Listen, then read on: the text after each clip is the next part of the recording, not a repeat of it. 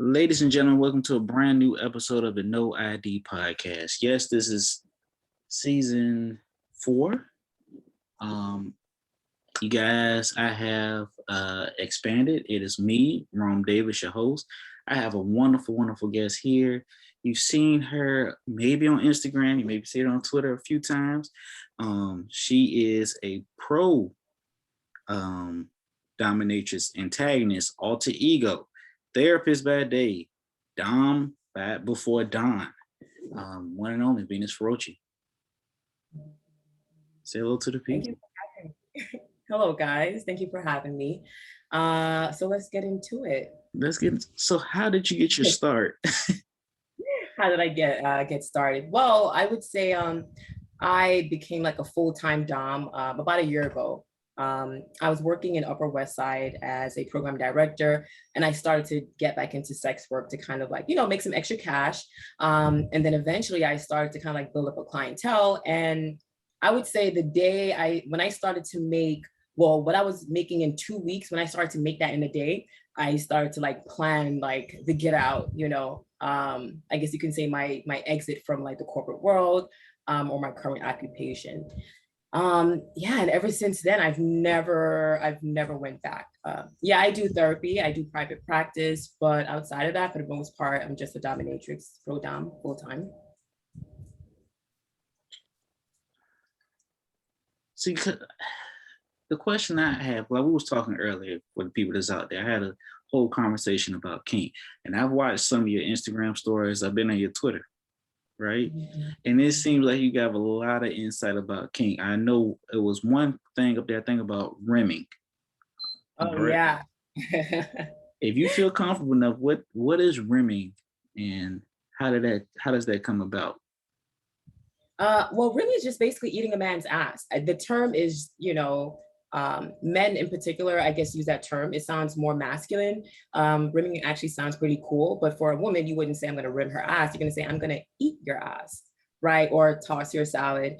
But there are some men that do like rimming. I personally don't do rimming, but if someone wanted to rim me, yeah, that's perfectly fine. But I don't let men rim me in my occupation. That's like for like personal use, so yeah.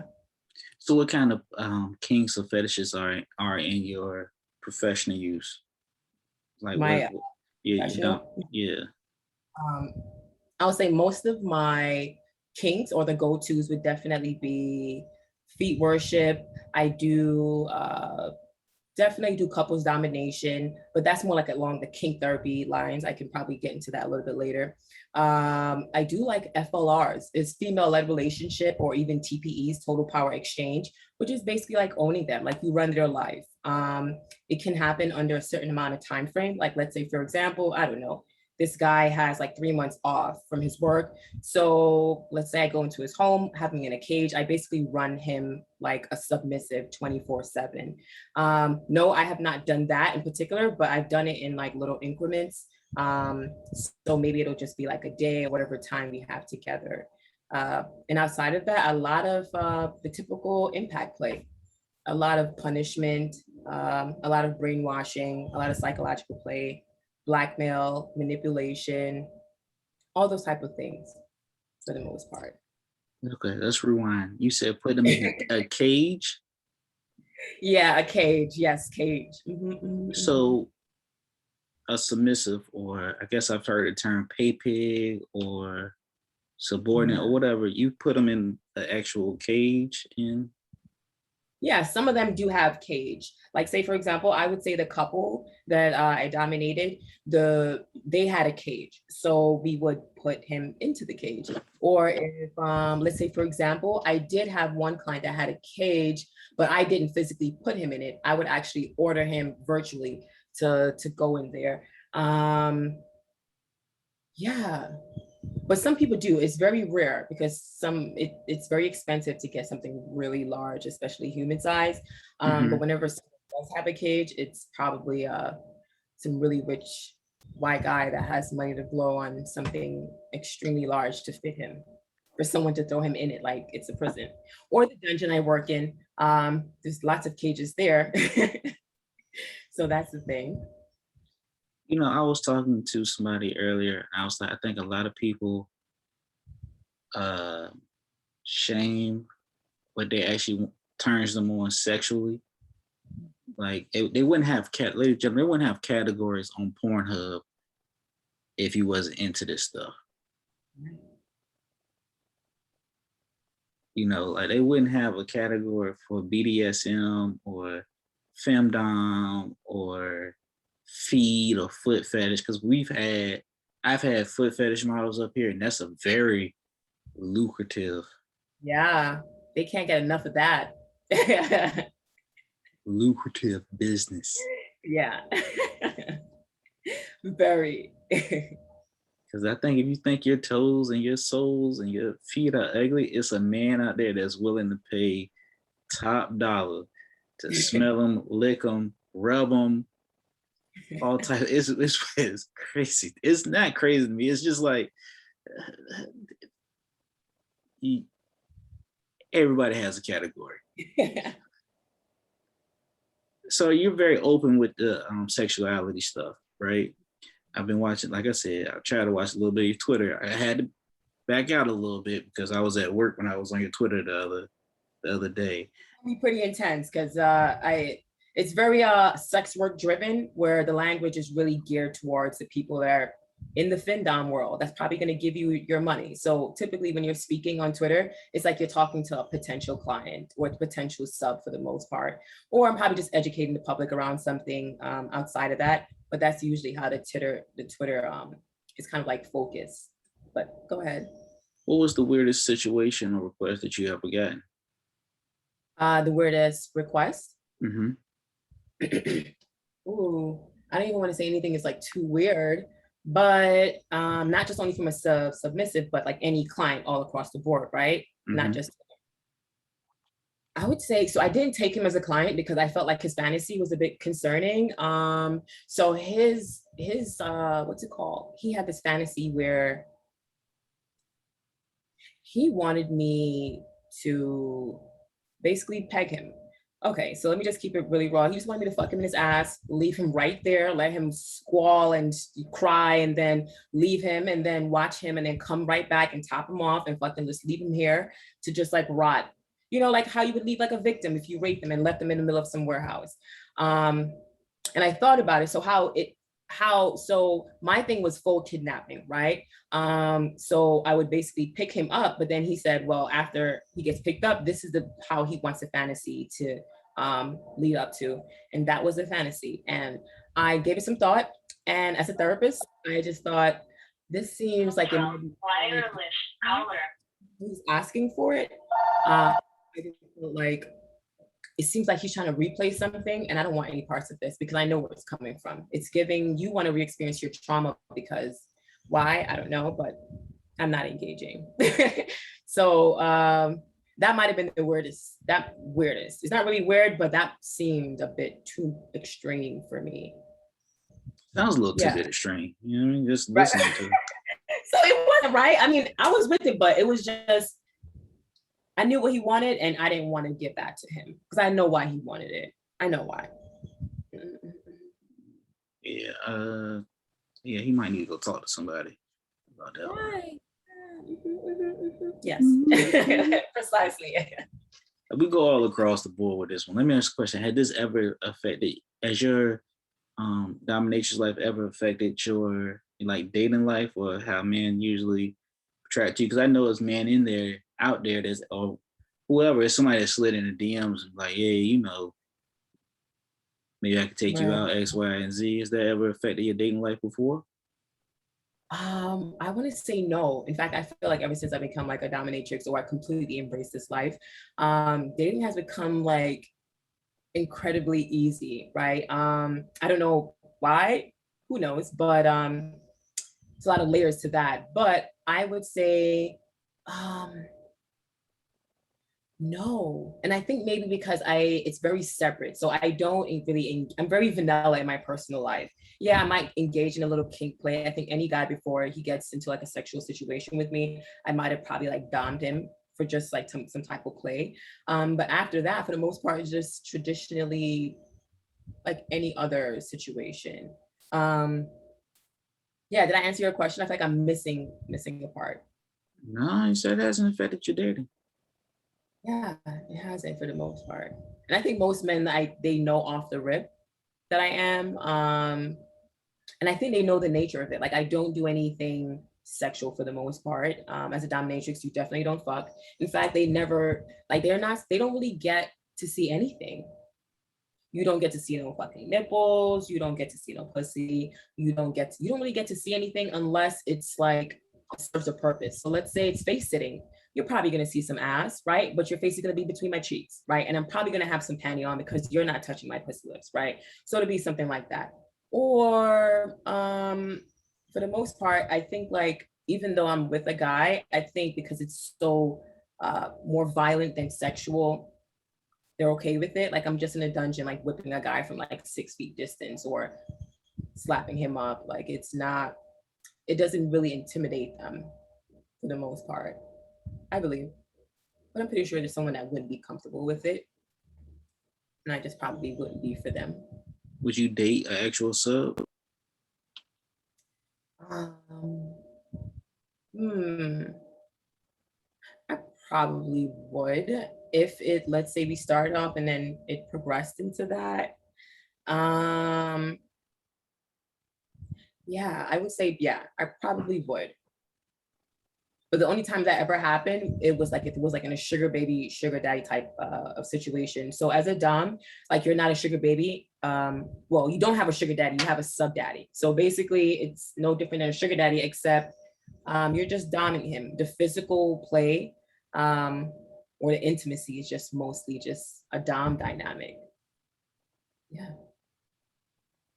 This is very interesting. I'm sorry.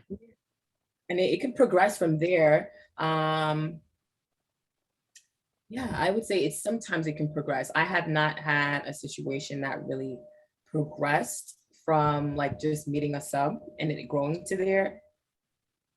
No, it was either I probably just dated someone and I just end up like, I don't want to say turning them out, but they just end up being my sub, even though it's a vanilla relationship, but it has like sub components because Mhm. there's like a lot of dom components on my part. Yeah. Most definitely. Now, I know like a couple of months ago they made the announcement. OnlyFans said no, pretty much no sexually explicit content. Like you could be nude, but you couldn't have any type of penetration or any or would have anybody else into there. Then they changed and made the announcement that you can because I guess they were trying to go public or whatever the case may have you. Did that affect you in any way? Was there another outlet that you're looking to put your content on? Um, yeah, like I would say for my OnlyFans, I wouldn't be considered sexually explicit, but definitely sexually suggestive. So I don't engage in like the typical I guess you can say everything from like having sex or I guess you could say like masturbation clips, anything like that explicit to that degree, I don't have. But what I'll do is, let's say it's like more along the erotic lines. Like you might see me doing something more seductive with myself versus you having a clip seeking some type of release, or you're looking forward to seeing me release in some way, shape, or form, right? Mm-hmm. Um, I am launching already on Patreon. Um, but for me, the change with OnlyFans, I felt like was a benefit to me because it kind of gave me an excuse to not feel pressure to sell, the content that most people are going on OnlyFans for, which is technically sexually explicit. I don't really do that, but I feel like I get away with murder for the most part. And I feel like if someone is feeling me, they'll stick around and appreciate the creativity with this sexual stuff. But for the most part, it was a benefit for me. It just gave me a good reason to not have to worry about meeting some expectation around selling something explicit or doing anything I wasn't really quite comfortable with doing. And I also didn't like that because, let's say, for example, I'm not showing my clients my pussy as a dominatrix, but then they're gonna fucking go online and they have access to that right there. See, it's fucking with the, like, for me, I feel like that would create some type of like conflict in the game, or it kind of like disrupt that process for the most part. Yeah, I didn't like that. because as a dom, you're supposed to be able to control them, maintain like control. And I feel like them having access to you in that degree kind of gives that up to a bit. If that kind of makes sense, we can envision that. Yeah, a little bit.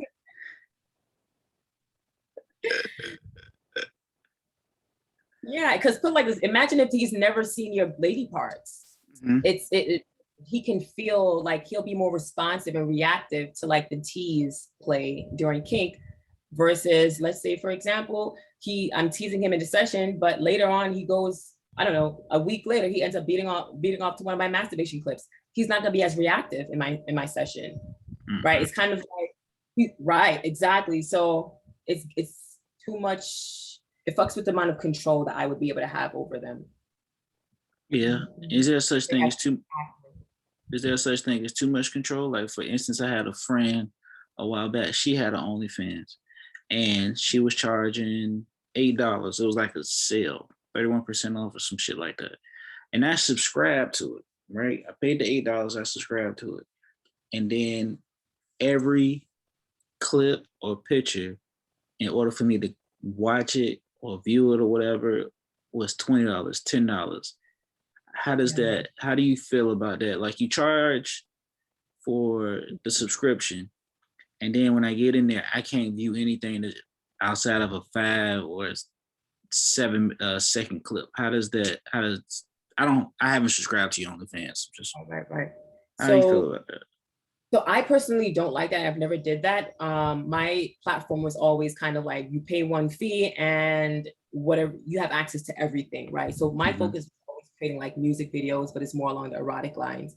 And let's say, for example, I wanted to offer something that was a bit more uncensored, because it took me a while to even be topless. Like I wasn't even showing titties. I was probably I was wearing pasties, so you didn't really see any titties.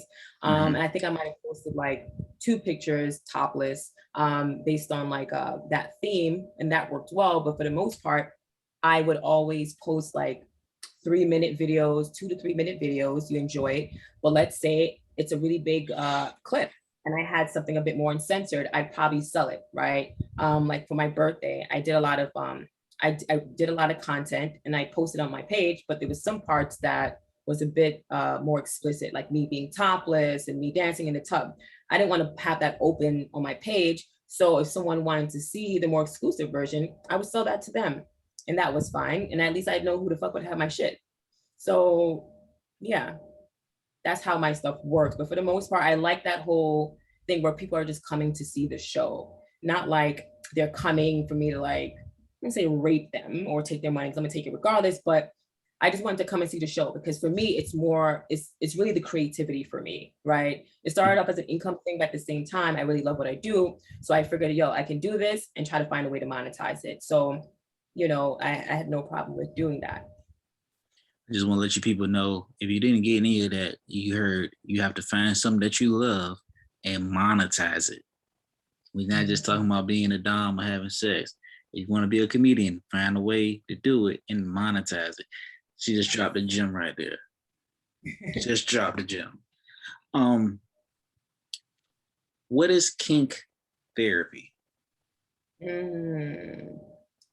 For me, kink therapy is, well, at least what I do, there's so many layers. So I'm gonna start with one, what kink therapy looks like. If I go into a couple, right, and let's say they have a sex therapist to talk about their intimacy issues, how that's different from kink therapy with me per se would be, let's say you're having issues in the actual play dynamic, right? And what that would look like is her being a dominant and him being a sub, and them having issues with trying to figure out, why do I have to be a dom for you to be a sub? Why can't you just assume the position, right? And maybe I would snap into dom space, because you're aware of like subspace and dom space. During that play, people tend to enter that space. So what I would do is kind of like watch them play or engage in the play with them, ask him questions, kind of like ask her questions, kind of mediate for the most part, and kind of explore what is the issue. Like I would say with one session where a client had like a breakthrough, he wasn't assuming the sub position because for some reason he thought that maybe she didn't want to be a dom today. But then she was just like, what are you talking about? It's a female-led relationship. I'm a dom every day. right? And then I had to explain to him, so it seems like you're waiting for validation or waiting for someone to tell you what to do. And that can be exhausting, right? You should be able to maintain your role or have enough discipline to be in your role regardless of whatever she's doing. And I felt like, you know what, maybe some days you need to carry that energy because she doesn't have the energy to assume it. And maybe if you did, it would give her the opportunity to be triggered right into dom space. And look, now you have what you want and not everyone's happy and in their role. So I would say that's what kink therapy would look like, exploring it and trying to figure out, well, why are we having this issue? Why isn't play a bit more fun? Is it traumatizing someone? You know, is someone like not being expressive enough and having their boundaries violated and not really talking about it? So it's kind of like stuff like that, what kink therapy technically is for the most part, or would look like. It's true. What's the funniest situation you ever been in, whether it's been a dominatrix or being in kink therapy? What was the funniest? Like that thing you got to look back and be like, I would say it was the guy maintaining a very sissy voice and calling his dom daddy. That tickles me. It tickles me. I would say that's probably like the funniest thing, and it shouldn't, but because it's so authentic and I felt that it cannot help but tickle me, right? Yeah, there was some, I would say that's probably the most funniest thing. But of course, one would probably have to hear it for themselves to be able to understand how hilarious it actually is. But it's like a really, if you see this guy on the surface, like really very macho, 6'6", really tall guy. And he's using like, yes, daddy. Like he's, yes, daddy. Yes, sorry, daddy. Like daddy has to be at the end of every sentence. Yes, daddy. Sorry, daddy. No, daddy. Like that. And then he would be like in 6-inch heels. So now we have a guy that's essentially 7 foot using that tone and saying daddy. It tickles me. that tickled me a little bit too, because I would actually love to see that. I love it. But yeah, that was that. I would say that's yeah. Mm-hmm. Do you think that we kind of shame people who are into this stuff? Like a lot of people are afraid of conversations like this, or actually enjoying sex, talking about sex. They think that either their partner's going to slut shame them, or their partner's going to judge them, or the world's going to judge them. Like I honestly think there's nothing wrong with sucking a toe. I honestly think there's nothing wrong with rimming a woman. I think there's nothing wrong with kinky sex. The whips, I don't think there's nothing wrong with that. The role play, like playing here kitty kitty, or having a sex burrito. We'll talk about it another time. For you people out there that don't know what sex burrito is, now I say it right now. It's when you guys get in baby oil, you get a shower curtain, you wrap each other up like a burrito, and that's a sex burrito. Here kitty kitty, she climbs around, she starts meowing. You say, here kitty kitty. That's talking to the lady part. So cute. Okay, that's a good one. I think a lot of people like are afraid of it. Like we wouldn't be here if we didn't like sex. We wouldn't have Pornhub if we didn't like sex. We wouldn't have categories. Like I keep saying this, you wouldn't have a category on Pornhub if you didn't like sex. It's like so many outlets, but I think the world shames us for liking the shit that we like. I had a foot fetish model up here. I'm like, people are tuned into it. I'm like, but they're like, oh, that's nasty. You got a girl that talks about sucking toes. The Satan's Fruit Gusher episode, she talked about getting peed on. I'm like, it's out there. So do you think like people shame, or are you? I know you're not shamed because you're very open on your IG. But yeah, people definitely do, and even if you don't see it outright, you can tell by the fact that people are hiding, because it's like, well, what if people have discovered this about me? Would they judge me? So even if people are not shaming you, I feel like people carry a lot of shame or worry around being judged. Like there are a lot. Okay, so put it like this, with my mistress application, right? It's a Google Doc, and what I love about it is the fact that it gives me a lot of statistics. So I have a big research background. So anytime I do something, I want to see like the numbers and what the stats look like. So with my mistress application, 80% of the men are into pegging. I didn't see that fucking coming. And mind you, so my thing is, if this is like, I feel like the numbers that showed up is pretty much representative of like the population, right? I think a lot of men are either curious or open or want some type of like butt play because they just want to know like, what does it mean? Even, you know, even if I'm not into that, but I won't know unless I try.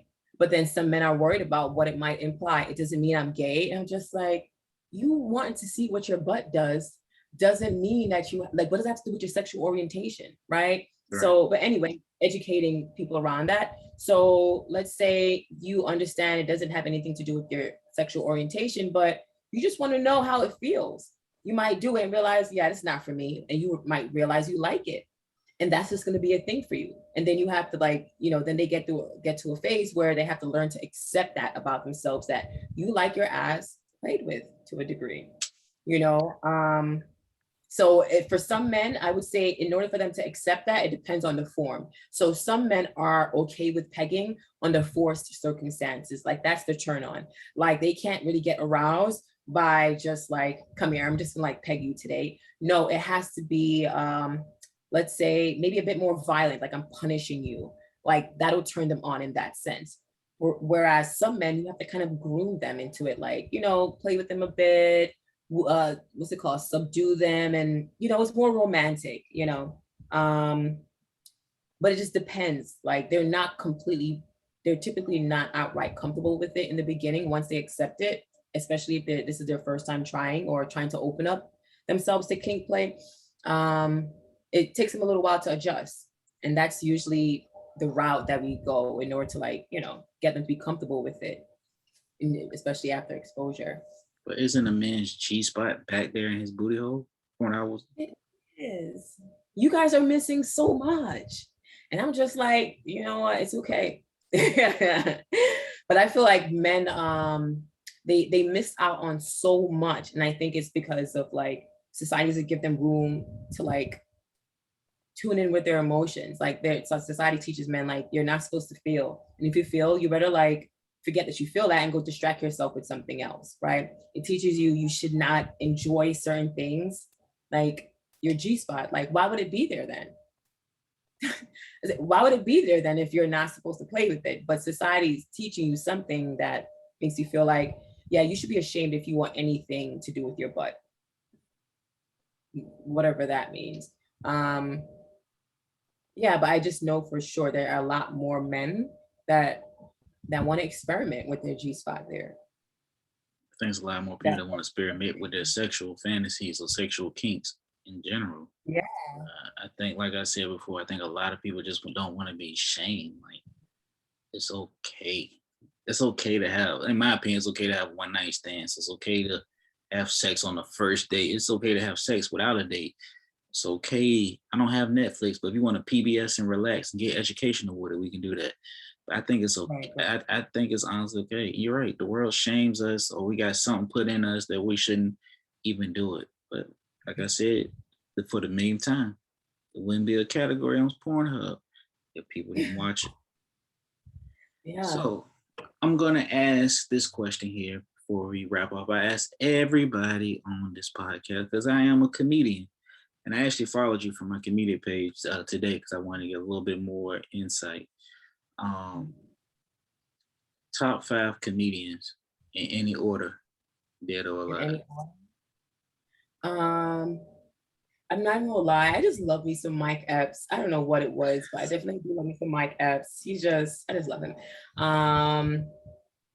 Bernie Mac, there's something that makes me feel, I mean, I know he's not with us anymore, but Bernie Mac reminds me of like home for some reason. The shit that my parents would fucking laugh at. And then I grew to understand the humor. Not really good with names. I do like Tiffany Haddish. There's something about her. There's something about Tiffany Haddish. I think who she is as a comedian is what kind of does it for me. Um, mm, no, I can't. There's this one woman. I don't know her name. She has a Netflix special. Um, she's dark skinned.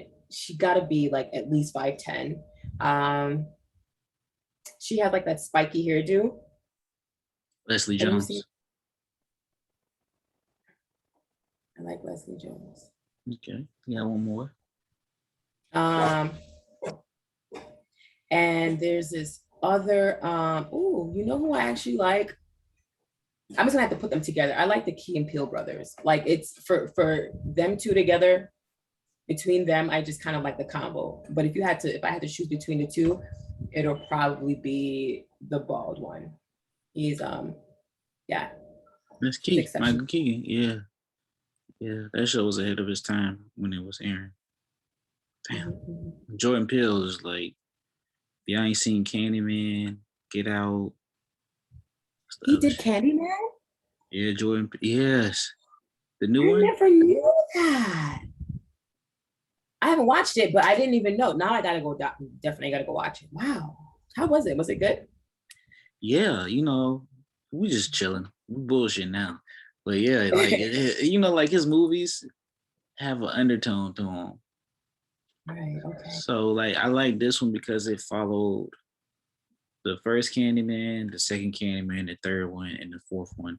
So the fourth one really had all three tied into it. So if you saw the first one, it does start at that one, but it kind of ties in the second and the third one. Just a small fixture of the second and third one. So so you kind of like get where everything's coming in. Cause I think the second and third one were just so horrible compared to the first one. I didn't even know that there were that many Candybands. I only watched like one, I believe, and that was the one where with the bathroom, there's a lot of bathroom stalls in that one. That was the first one, yeah. Yeah, I think that's probably the only one I've ever watched. Yeah, definitely. So what is your message to those that are listening that actually may want to follow in your footsteps or are just afraid to come out in the light and talk about sex? What would be your advice to those out there? I would say just embrace who you are. The parts of yourself that you're hiding, you're running away from, like they're gonna eventually catch up to you. They're eventually gonna catch up to you. So you might as well be proactive and kind of like embrace that part of you and explore it, right? That'll give you some sense of control and it'll allow you to kind of express yourself in a way where you don't have to be ashamed because you're owning your shit, right? It's like when you learn to love something, you're allowing yourself permission to enjoy it, regardless of whatever the fuck someone else feels. And I think everyone needs that. I think everyone needs that for the most part. I definitely agree. And if anybody wanted to follow you, support you, how would they get in contact with you? Or how would they be able to see your content? I would say you could find me on Instagram at Venus Feroci, and you can find my link where you can find me on all platforms at the link in my bio. Yeah, I would say that's a great start. And you guys can follow me at No ID Podcast on Instagram. You can follow my community page. I'm actually getting some more shows now since the pandemic. So you can follow that at strictly_Rome. That's also on Twitter. Make sure you like, share, comment, subscribe, rate, tell a friend, support the No ID Podcast, and make sure that you like, share, comment, subscribe, rate, tell a friend about Venus Feroci. She found me on Instagram, which is a first because a lot of women do not look for Jerome on Instagram, which is what I told her. She found me on IG. We connected then. I told her this is a freestyle conversation, and it really went well. If you haven't walked out with anything, just walk out with the fact that she's open about everything.